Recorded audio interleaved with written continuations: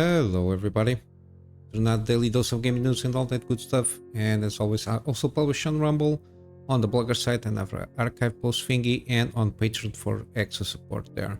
And I go about any kind of updates or the such in the Twitter X platform. And yeah, yesterday we did manage to get around and go about doing some stream on Elden Ring, around almost 3 hours, no, almost 4 hours. I think that the VOD it's like 3 hours and something in terms of footage there. Yeah, we did cover basically almost everything in Altos Plateau, if not mistaken, leaving us, I think, a hero's grave. I think it's a different one, like a different thing there than the catacomb stuff, even though it has at least the same soundtrack, it seems so. But yeah, I didn't start there because it was getting late to me, so I paused the stream there. So we will start the next live stream. Will start there on that hero's grave or whatever it's called, and then I think I will go to Mount Gelmir and then proceed to Leyndell, the capital city.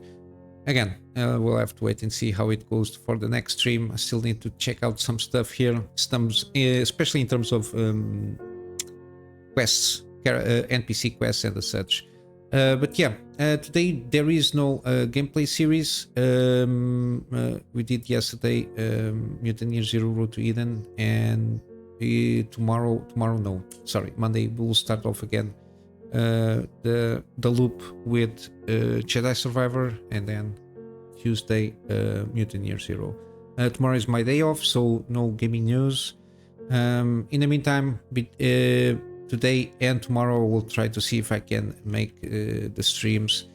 Yeah, we'll have to wait and see. Again, I cannot promise any kind of fixed schedule on those, mainly because of my work schedule as a freelancer is all over the place. Depends a lot on some emergencies sometimes, but yeah.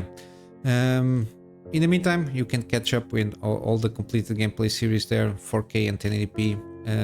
But yeah, basically that's it in terms of the channel updates. Not much to talk about in terms of news, also, at least the ones that caught my attention. Similarly, Intel released another ARC driver, and we saw in some DirectX 11 games, so DirectX 11 API games related stuff there, uplifts between 5 to 48% again. I think only one game at like 40 something, which is this one, Mass Effect Legendary Edition. This is Intel Core Ultra. I don't know what this is here. I don't know if it is basically the oh my god, the iGPU of the it's mentioning at the iGPU. I think it is from the CPUs there, but it is what it is. But in terms of ARC A series, which is the main thing here, we got around between like an average almost 10% in almost every game there. It starts with 5, goes around 15, 10s, 30s, depends on the game. Astroneer, it's already an older game there. We've got Need for Speed Heat. I don't remember this is the newer one or not. But yeah, you got the same kind of games here. A lot of them, so got some uplifts there, which is always good to see. They're being pretty good, Intel, with their ARC drivers there. Since the start, it was a fumble kind of a thing, the launch of the ARC GPUs, but they've been improving a lot. I saw a few months ago or a few weeks ago, I don't remember when, but I remember seeing, I don't know if it was Digital Foundry or Hardware Unbox, one of those, or even Gamers Nexus, one of those. They did like since launch in terms of performance, and after with the same GPU of course, but with updated drivers there, and there is a huge uplift in terms of performance since the launch there, and the fact that some of the games at launch didn't even work out, but now they are pretty good.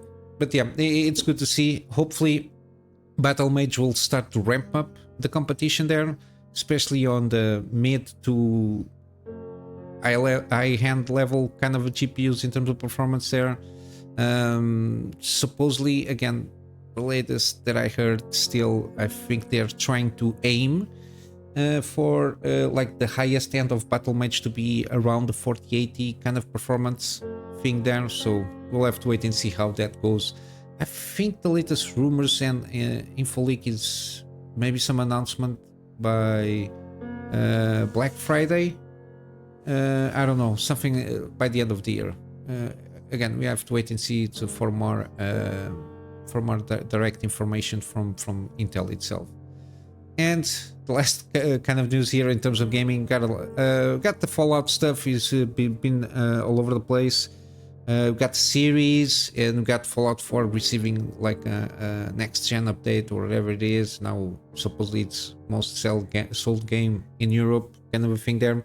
Again, from what I've been seeing, Fallout 4 is not a bad game. Again, it's the engine itself. It's the previous version of the engine, of creation engine, before Starfield had that massive update, especially in terms of graphics. I don't know if the update they're going to introduce next gen kind of thing for Fallout 4 is kind of in line of having like better visual fidelity as Starfield has, because it was a good improvement from what I understand. But yeah, regardless that, the mods will be completely shut off after the update there. We'll have to wait and for the mods there. But yeah, the game itself got some issues. I think one of the most huge complaints is the Radiant quest. It's like the loop. It's like it comes to a point. It's the same missions all over the place. There was a time I think there was a mod to try to solve that, but I'm not sure how that went. Again, there is a lot of content. Even Fallout London, which is basically based, it's a mod for Fallout 4. They had to pause they had to delay the launch there. Because of this next gen update, so they are waiting for the update to come, and then so they can also update and in terms of compatibility for the next gen update of Fallout 4. But yeah, regardless, that's like the main thing. But then again, we got the other stuff that I've been talking about during this week from Ubisoft, screwing around and shut down the crew, announcing $130 Star Wars Outlaws games there, all that jazz. Yeah, I've been covering a little bit here and there, but yeah, so what we got. But yeah, the latest news here is Dogma's Dogma 2 patch. The next major patch, which be around by the end of this month, so in about 10 days or so maximum. Still, they are not addressing directly the performance issues, especially the CPU loads and the lack of CPU optimization, especially on main cities. Again, I don't know if by any chance we're going to see some kind of mitigation of some issues, because supposedly it's going to have some changes to Dragon Plague system, some pawns behavior and dialogue, and others. I don't know if they're already starting to try and mess around or trying to correct, let's say, NPC stuff there, which is the main issue on the CPU load there. I think it's like the NPC routines and all that stuff. And when you get, suppose they are very unique routines, so that's why the CPU gets overloaded, because it's trying to calculate different routines for different NPCs, and there are a lot of NPCs. I don't know if it has something to do with that. But yeah, I don't know if people will see a little boost there on main areas, but yeah. And supposedly there's going to be a new option to zoom in the faces of the reason and pawns in the status screen and shops. Okay, and also some quest stuff related to fail conditions there. But yeah, hopefully they will address there, so I can take a dive on this game. Seems pretty interesting. I'm kind of aware that yeah, it's not like a Elden Ring kind of a game. It's got its very specific and very unique systems on this game. But yeah, probably I will buy it when it comes to a sale. I don't know. We'll have to wait and see. And talking about sales, I'm going to wrap up for today with some gaming deals. We got on Steam Wasteland 2 and Wasteland 3. They are on the deal here. I think, I'm not sure. This is part of the Xbox publisher sale. I'm not sure when it ends, but yeah, 75% off on Wasteland 2 Director's Cut. Digital Deluxe Edition, and the Wasteland Free, I recommend the Colorado Edition, which has all the goodies there. It's 78% off, so it's a pretty good discount than last time on GOG. I'm not sure when it comes again on GOG we'll have the same kind of price here. But yeah, continuing, we got Hellblade, Senua's Sacrifice, 90% off now. It's a huge deal here. Okay, supposedly all the games from this Xbox Game Studios supposedly will end 25th of April, so we still have 5 days for those games. We got also the Resident Evil franchise is still on sale until basically the end of the month.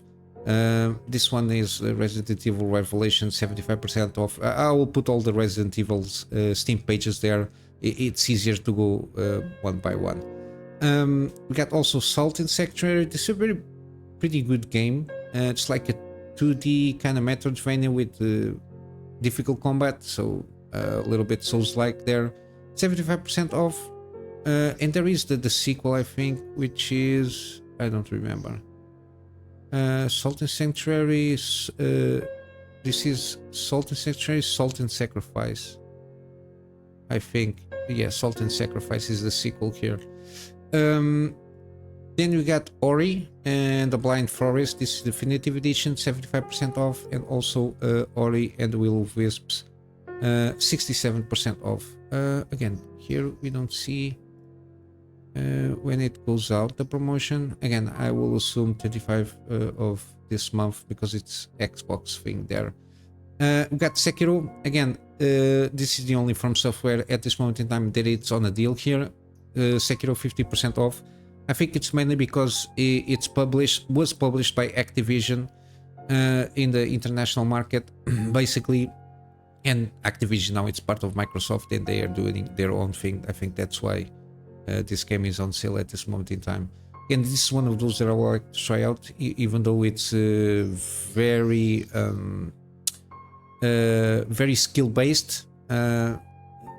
It's a lot of pairing, which is huge difficulty for me in any kind of games. But yeah, continuing, got Forza Motorsport also 50% off. Again, I think they're improving little by little the game, but I don't know. I don't know if it is a good time still to take a plunge here. Still got the car pass stuff and all this kind of DLC stuff on racing games is always an annoyance to me. But yeah, at this moment in time is 50% off the base game there. We got the Metro Saga bundle.